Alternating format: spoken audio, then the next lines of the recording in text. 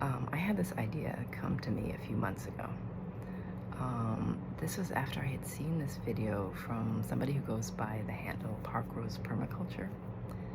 And I haven't watched that many of her permaculture videos, just a little bit. Don't really know much about that. I was watching her political videos because they were brilliant. They're kind of biting, brilliant. And then I stopped watching them when the anxiety got really, really strong. But this one has stayed with me. This was on her birthday.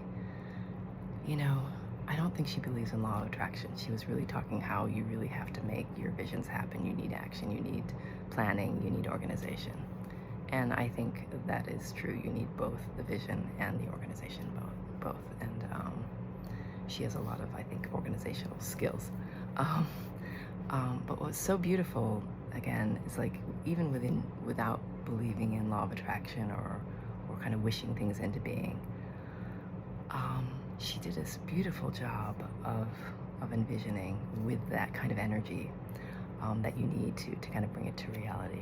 This like really kind of like, I'm going to share it here below because it was really kind of a beautiful video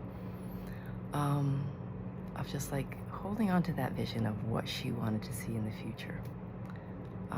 So I'm asking each of you here to try to do that and share it online. I'm going to do that for myself. I'm going to do a video as well for myself. And like, what is the world you want to see? Like, what is the world we want to bring in now? And the reason I feel like I want to do it right now, and this, again, I don't know that much about astrology. This was mentioned to me by Amy Scher, who I've mentioned in previous videos. I use her work for healing. She mentioned Bear Bow's basket, which is our current astrological configuration that we have. It's supporting this right now. So I think the timing is right for this. And I've been feeling the nudge to do this for quite some time. I just didn't know quite when to and how to. But yeah, I think it's really important that we do this both for our own lives personally and then also for the world, to kind of dream together. We're going to co-create this future. We're co-creating the world that we're bringing in. I do believe, from my own spiritual belief system, that, you know, despite everything that's going on, we have the ability to step into a much more beautiful version of our existence here if we can sort of believe in it and then create it, you know, and work on that, from that vision into actually implementing it, taking the action steps as you're guided, and creating it. But it starts with a vision, you know, that's where it starts. And then as you start actually taking action, then it sort of evolves and develops and changes and grows. But the vision is the first thing, I think. So I'm asking each of you, and I'm going to share the video from Park Rose Permaculture because it's really nicely done. So you don't have to believe in the law of attraction. You don't have to believe any of those things. But I think it's just, I think even just from the perspective of just each of us kind of putting in our little piece of like, what is our vision? You know, what kind of world could we create if we just put aside any, you know, any doubts or any you know, practicalities in a way. Like, what would that be?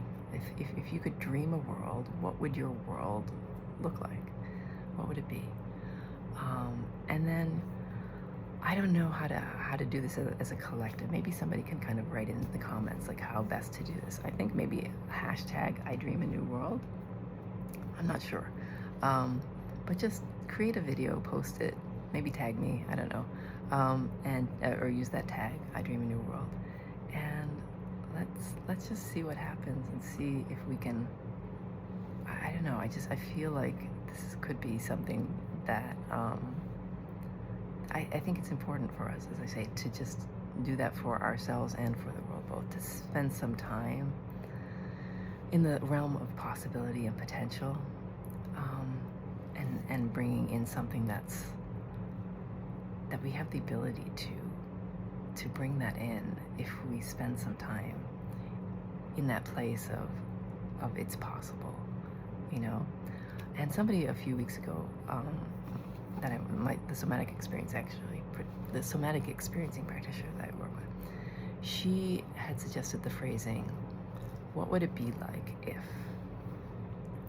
what would it be like if things were easy? What would it be like if our world, if we had community in our world that really worked, if we had support in our world, if we, what would it be like if everything wasn't about money and about profit and putting profits before people's lives? What would it be like if the value in our world was really about supporting each other and providing that for each other? What would that be like?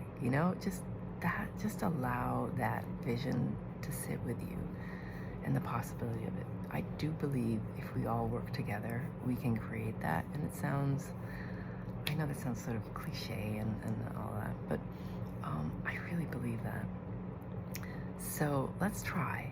If you feel inspired to. If you don't, if you're not in the place to do it, fine. But maybe you'll find a moment where you do have that inspiration for your own life as well. And what was suggested by Amy was to try to do that each day. Try to think about that vision each day. But again, this idea came to me a few months ago. This idea about the vision, and this has to do with, again, law of attraction. This is how you kind of bring things into being, by kind of thinking about them with a feeling, and kind of come back to that and believe in it and create it.